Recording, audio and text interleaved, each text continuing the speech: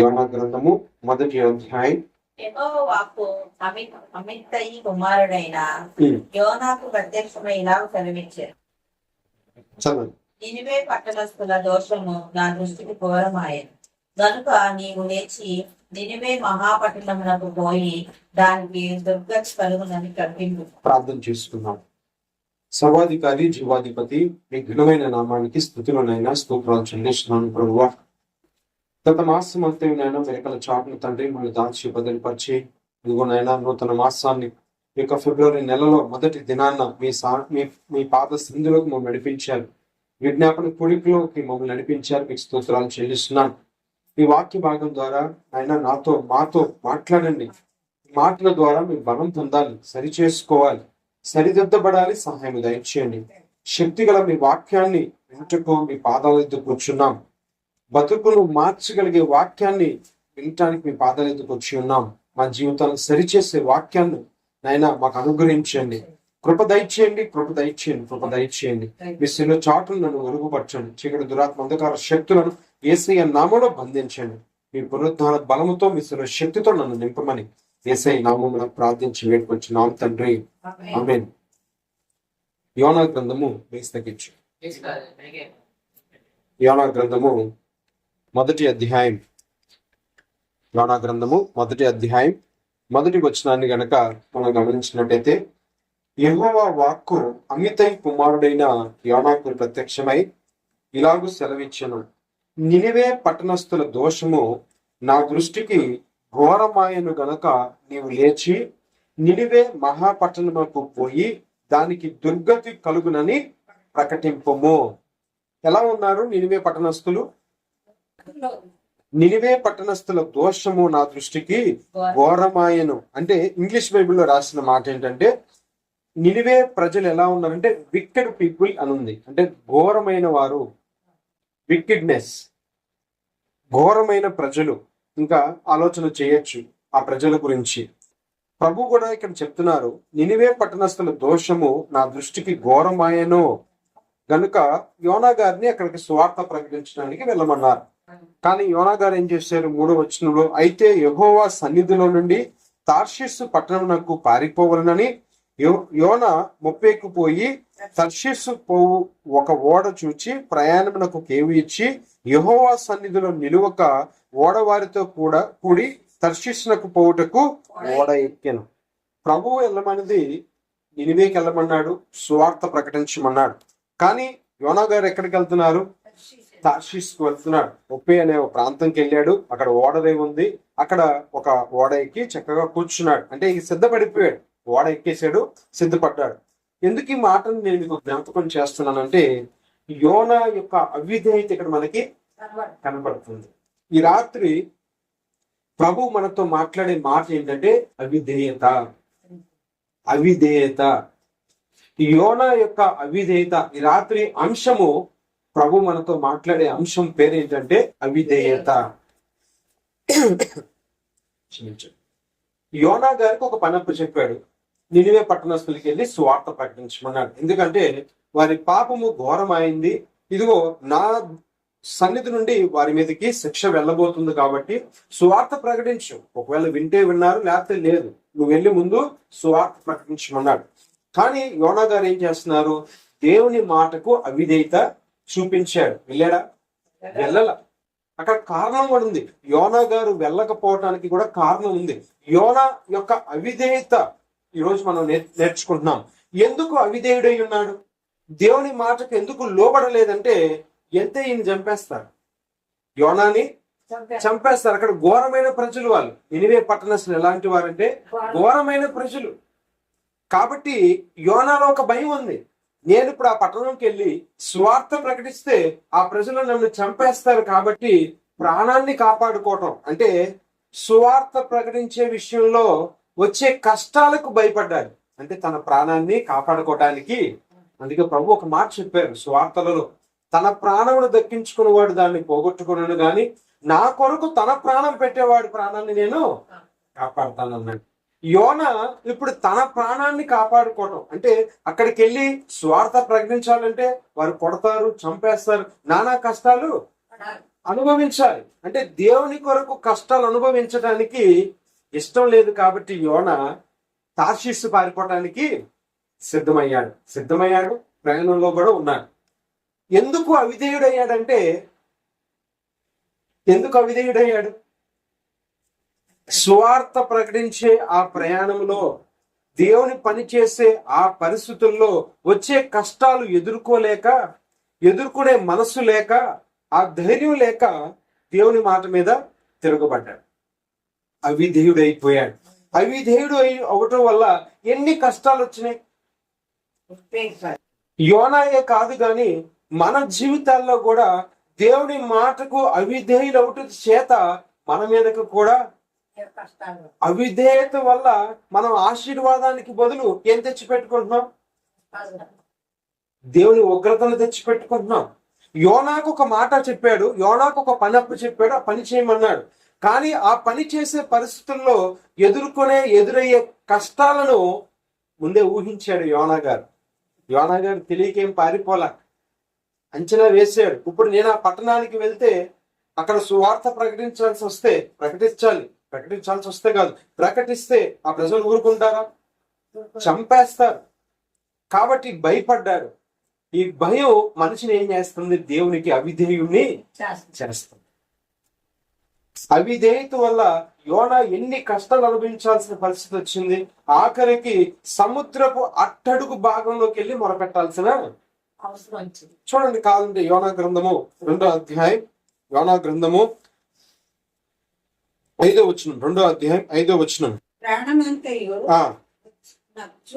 ప్రాణాంతము వచ్చినంతగా జలములు నన్ను చుట్టుకొని ఉన్నవి,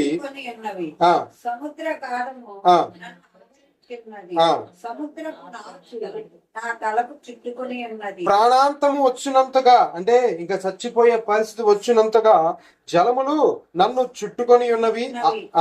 6వ వచనంలో నేను మరి అన్నిటికీ ఎక్కి రాకుండా భూమి గడియలు ఇంకా చనిపోతానికి సిద్ధపడ్డాడు. ఇంకా నేను మళ్ళీ పైకి రాకుండా జలములు నన్ను ముంచి వేసినాయి. సముద్రపు అట్టడుగు భాగం నుంచి దేవునికి మొరపెడుతున్నాడు. 3వ వచనం కూడా చూడండి, 2వ అధ్యాయం 3వ వచనము.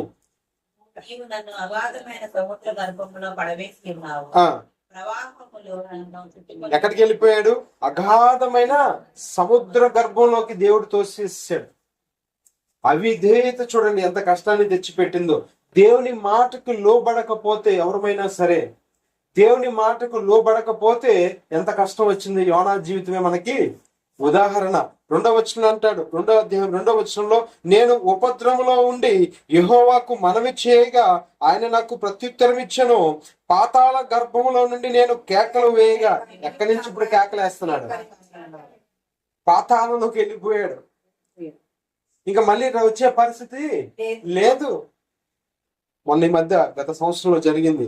ఒక 5-6 కలిసి ఒక సబ్మెరైన్ వేసుకొని భూమి అట్టడుగు భాగంలోకి కొన్ని వేల కిలోమీటర్లకు వెళ్ళిన తర్వాత ఏమైంది? ఆ భూమి కింద సముద్ర భాగంలో ఆ ఒత్తిడి వల్ల అది పగిలిపోయి మళ్ళీ కనబడలేని పరిస్థితి. వాళ్ళు ఎన్నో వేల కోట్లు ఖర్చు పెట్టి ఆ సబ్మెరైన్ తయారు చేసుకున్నారు. ఒక్క చుక్క కూడా లోపలికి రాకుండా అంత సేఫ్టీగా, అంత పకడ్బందీగా చేసుకున్నారు. ఆ 6-5 కలిసి వెళ్ళారు సముద్ర భాగంలోకి. ఎక్కడో చాలా లోతుల్లోకి వెళ్ళారు. కొంత దూరం వెళ్ళిన తర్వాత ఏమైంది? అది పేలిపోయింది. సముద్రంలో ఎంత ఒత్తిడి ఉంటుందో ఆ అలల పైన మనం చూస్తేనే అలలు ఎలా ఉంటాయి చూడండి. మరి ఇంకా కొన్ని వేల కిలోమీటర్ల లోపలికి వెళ్తే ఇప్పుడు యోనా గారు ఎక్కడ ఉన్నారంట? 2వ అధ్యాయం 2వ వచనంలో, నేను పాతాళ గర్భంలో ఉన్నాను అంటున్నాడు. 3వ వచనం అన్నాడు, అగాధమైన సముద్ర గర్భంలో, అగాధము లోతు, ఎంత లోతులోకి వెళ్ళిపోయాడు. ఇంకా బయటికి వచ్చే పరిస్థితి యోనా జీవితంలో చూడండి. అవిధేయత దేవుని ఉగ్రత ఎంతకు వచ్చిందో చూడండి. ఎందుకు ఈ అవిధేయుడు అయిపోయాడంటే అక్కడికి వెళ్తే ఎలాంటి పరిస్థితులు ఉంటాయో యోనా గారు అంచనా వేసుకొని, అమ్మో ఈ కష్టాల, ఈ శ్రమల, ఈ బాధల నాకెందుకు. కాబట్టి అవిధేయత ఎప్పుడు వస్తుంది అంటే అధైర్యం వల్ల అవిధేయత వస్తుంది. భయం వల్ల, అంటే ఇన్ని కష్టాలు అనుభవించాలా, దేవుని కోసం జీవించాలంటే ఇన్ని కష్టాలు అనుభవించాలా, దేవుని కోసం జీవించాలంటే పస్తులు ఉండాలా, దేవుని కోసం జీవించాలంటే అబద్ధాలు ఆడకూడదా? ఈ మన వల్ల కాదు. అందుకనే క్రైస్తవ జీవితం అనేది, విశ్వాస జీవితం అనేది ప్రభు దేంతో పోల్చాడు? ఇరుకు మార్గంతో పోల్చాడు. విశాలమైన మార్గం కాదు విశ్వాస జీవితము. క్రీస్తును నమ్ముకున్న వారి జీవితం విశాలమైన జీవితం, ఇరుకైన మార్గం అన్నాడు ప్రభు. మనం ఏ మార్గంలో వెళ్ళాలి? ఇరుకు వెళ్తాం. ఇటు గోడ తగలొచ్చు, అటు గోడ తగలొచ్చు, ఇటు ఈడు తిట్టొచ్చు, అటు ఆడు తిట్టొచ్చు. గొడిగేవారు ఉంటారు, సొనిగేవారు ఉంటారు. ఈ కష్టాలన్నీ అనుభవించడం ఇష్టం లేక యోనా గారు ఎక్కడికి వారి పేరు తార్షీసు. చూడండి, అవిధేయత ఎంత నష్టం తీసుకొచ్చింది. అవిధేయుడైపోయాడు. ఎందుకు వచ్చింది అవిధేయత? దేవుని మాట మీదే తిరుగుబడేంత పరిస్థితి ఎందుకు వచ్చిందంటే భయం. చాలా సందర్భాల్లో మనలో ఉన్న భయం వల్ల మనం దేవునికి ఏమవుతున్నాం? తిరుగుబాటు చేసే వారం అవుతున్నాం. దేవుని మీద తిరుగుబాటు చేస్తున్నాం. అదే ధైర్యం ఉంటే ప్రభు ఉన్నాడు, ప్రభు చూసుకుంటానే వెళ్దాం. ప్రభు ఉన్నాడు, ప్రభు యందు విశ్వాసం ఉంటే, దేవుని యందు నమ్మిక ఉంచితే మనం ఏం చేస్తాం? ఇది దేవుని పని, దేవుడే చూసుకుంటాడు, వెళ్దామని.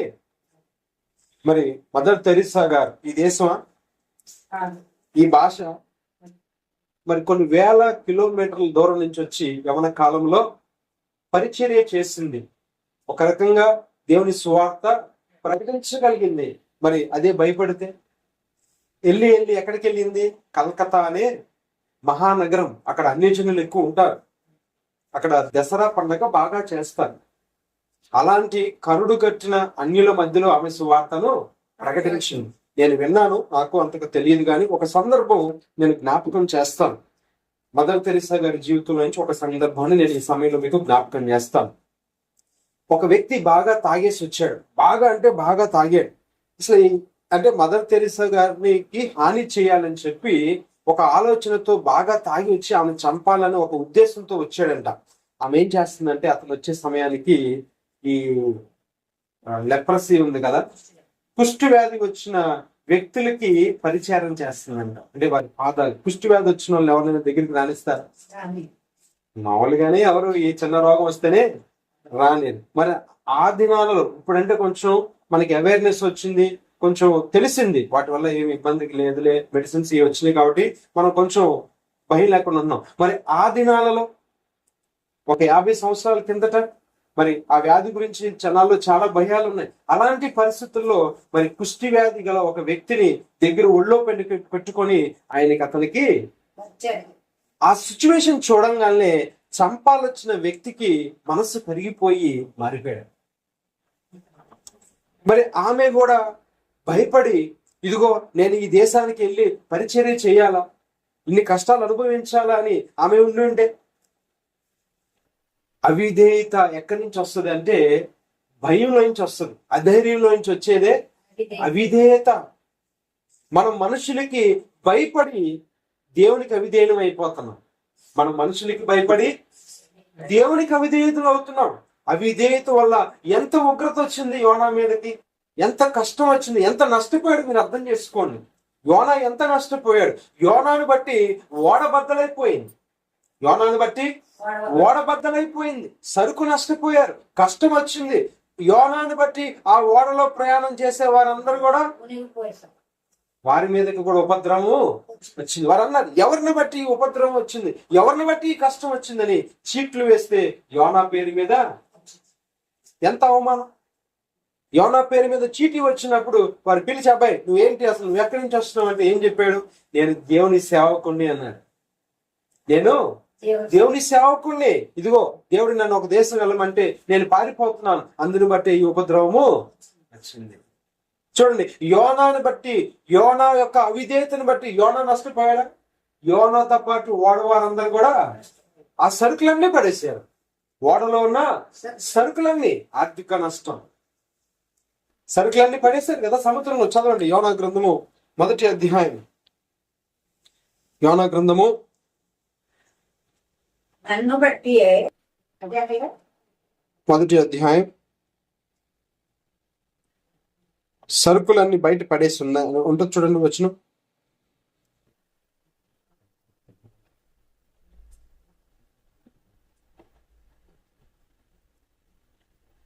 కాబట్టి నావికులు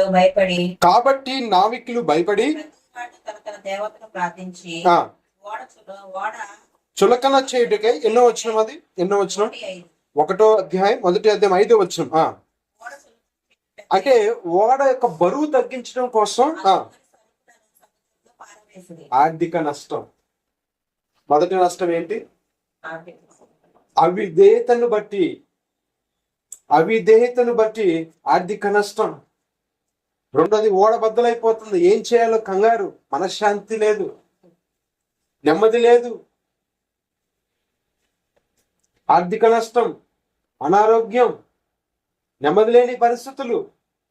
చూడండి, ఒక చిన్న అవిధేయత. ఎందుని బట్టి అవిధేయత? మనలో ఉన్న భయం. అమ్మో ఏమైపోద్దో, ఎన్ని కష్టాలు అనుభవించాలో, ఎన్ని శ్రమలు అనుభవించాలో. కాబట్టి ఒక అవిధేయత ఎంత నష్టపోతున్నాం ఆలోచన చేయండి. యోనా ఒక్కడే నష్టపోయాడా? యోనాతో ఉన్న వారందరూ నష్టపోయారా? యోనాయే కాదు కానీ యోనాతో పాటు పడవలో ప్రయాణం చేస్తున్న వారందరూ నష్టపోయారు. సరుకులు నష్టపోయారు.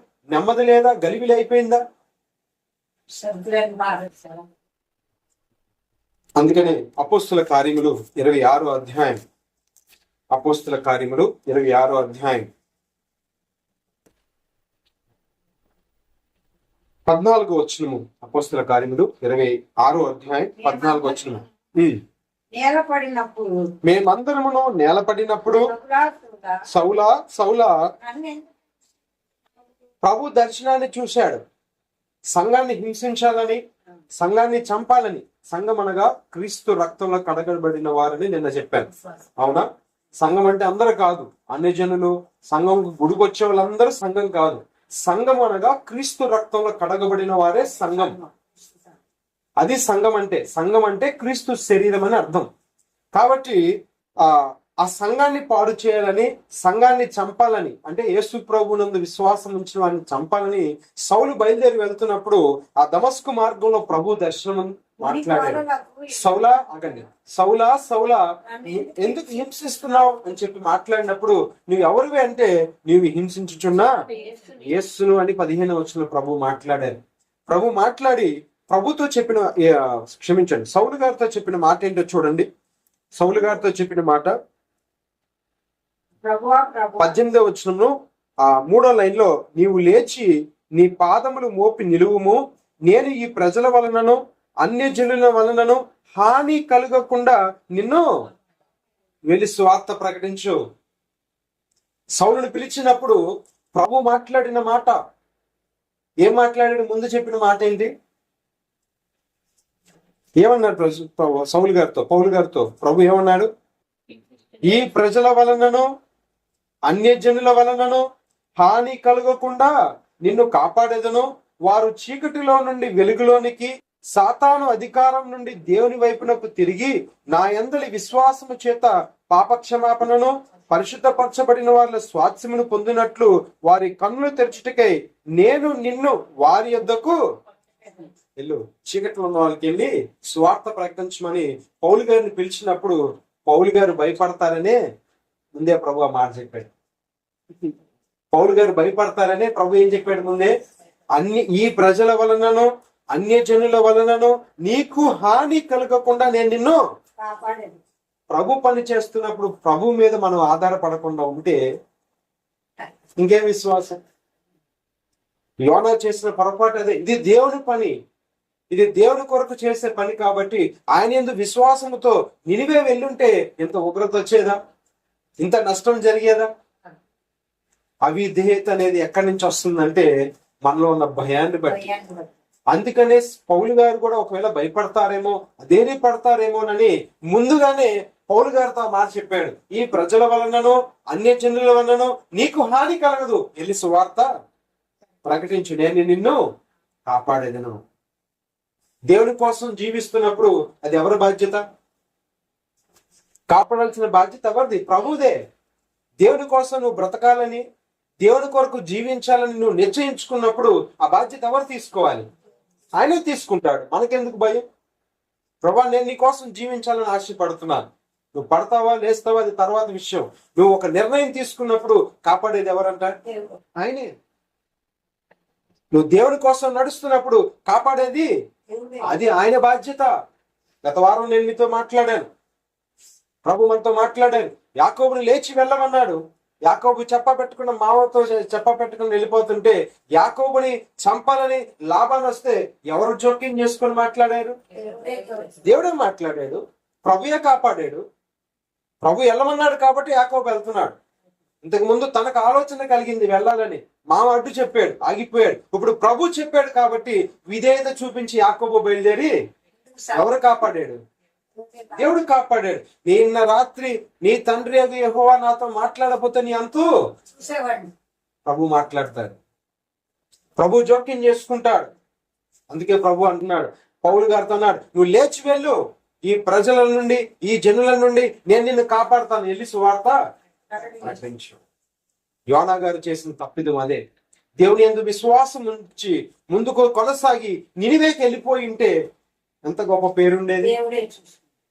కానీ అవిధేయత వల్ల ఎంత నష్టపోయాడు.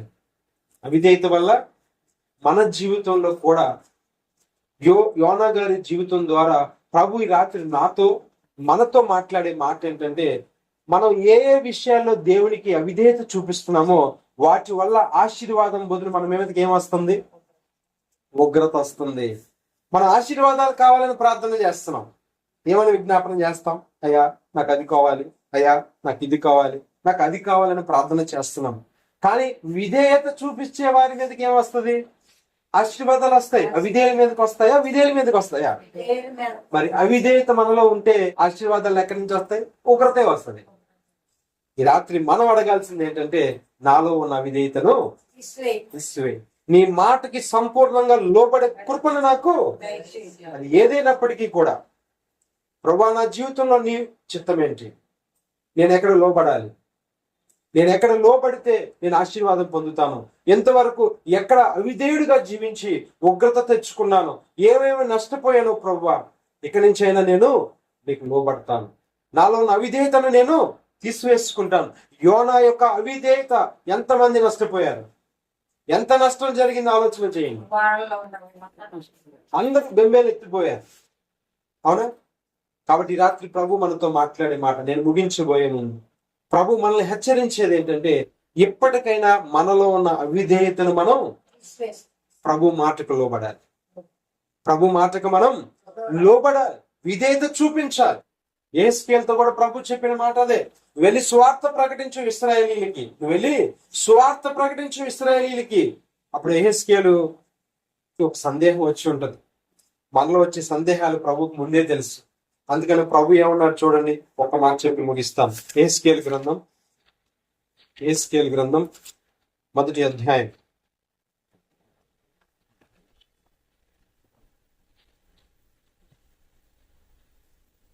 క్షమించండి, 2వ అధ్యాయం. యెహెజ్కేలు గ్రంథం 5వ వచనం. నరపుత్రుడా, 5వ వచనం, 2వ అధ్యాయం 5వ వచనం. నరపుత్రుడా, 5వ వచనం, నీవు బ్రహ్మదండి చెట్లలోనూ ముండ్ల తొప్పలలోనూ తిరుగుచున్నావు, తేళ్ల మధ్య నివసించుచున్నావు. అయినను ఆ జనులకు భయపడకము, వారి మాటలకును భయపడకము. యెహెజ్కేలుతో అన్నాడు. ఎక్కడికి పంపిస్తున్నాను అన్నాడు యెహెజ్కేలుతో? ముండ్ల తొప్పలు, గచ్చ పొదులంటే ముండ్ల తొప్పల్లో కాదు, ముండ్ల తొప్పల లాంటి స్వభావం గల మనుషుల మధ్యలోకి అని అర్థం. ముళ్ళ తొప్పలంటే అడవిల్లోకి చెట్ల పొదల్లో కాదు. అక్కడ ఏముంటాయి సువార్త ప్రకటించడానికి? ముండ్ల తొప్పలను, గచ్చ పొదలను, తేళ్ల మధ్య, అమ్మా వినండి, తేళ్ల మధ్య నివసించుచున్నావు. తేళ్లు అంటే తేళ్లు కాదు, తేళ్లు లాంటి స్వభావం. తేళ్లు పుడితే ఎంత తీపికుంటుంది చెప్పండి. మనుషులు మాట్లాడు అట్లాగే ఉంటాయి, ఎంత గుచ్చుకుంటాయి. అలాంటి స్వభావం గల వారి మధ్యలోకి నేను నిన్ను పంపిస్తున్నాను. వారికి భయపడదు. వారు తిరుగుబాటు స్వభావం గలవారు. వాళ్ళు ఎలాంటి నాకు తెలుసు. అయినా నువ్వు వెళ్ళి వారి మధ్యలోకి వెళ్ళి సువార్త ప్రకటించాడు. అందుకని యెహెజ్కేలుతో ముందే చెప్తున్నాడు, యెహెజ్కేలు భయపడతాడేమోనని. యెహోషువతో కూడా చెప్పిన మాట అదే. ప్రభు చెప్పిన ప్రతి సందర్భం అదే. ఎక్కడైతే అధైర్యపడతామో, ఎక్కడైతే అధైర్యపడి అవిధేయులం అయిపోతామోనని ప్రభు ముందుగానే వీళ్ళందరికీ చెప్తున్నాడు. యెహోషువతో కూడా చెప్పాడు, నువ్వు అధైర్యపడొద్దు, వాళ్ళకి భయపడొద్దు. యెహెజ్కేలుతో కూడా చెప్తున్నాడు, నువ్వు భయపడొద్దు, వారు తిరుగుబాటు చేసే ప్రజలని నాకు తెలుసు, అయినా వారి మధ్యలోకి నేను నిన్ను పంపిస్తున్నాను. వారు ఎలాంటి స్వభావం? తేళ్ల వంటి స్వభావం, ముండ్ల తుప్పల లాంటి స్వభావం. వారికి భయపడద్దు. ఎందుకంటే భయంలోంచి ఏమొస్తుందంటే అవిధేయత వస్తుంది.